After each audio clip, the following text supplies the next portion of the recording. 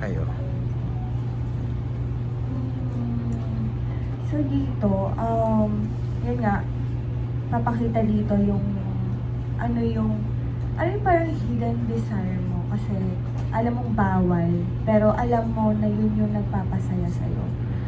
And may papakita pa dito na minsan parang may hinahanap talaga tayo, yung parang desire talaga natin na hindi mo aakalain kung ano yung kayang gawin, kaya mo pang gawin, which is minsan masama na pala, pero para lang ma-feed yung desire na hinahanap mo. Gagawin.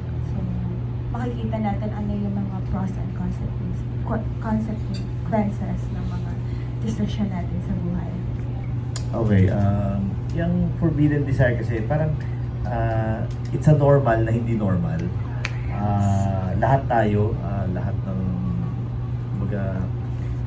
siguro lahat na nandito sa kwarto to, may mga nagkaroon na rin kayo ng mga ganyan na mga forbidden desire, mga pagnanasang medyo kakaiba or something na parang kailangan nyo itago, ilihim na relasyon, ganyan. So, I think it's a normal na hindi normal, alam mo yun. So, yun yung medyo ano nitong pelikulang to.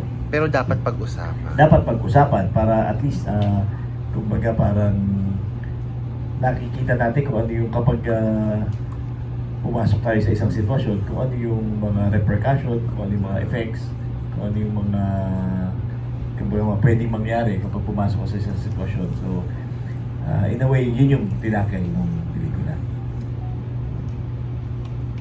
Siguro po yung love is very dangerous. Yeah.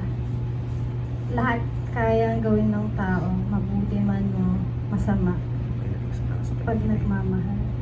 Nakakatakot. Congrats guys, thank you.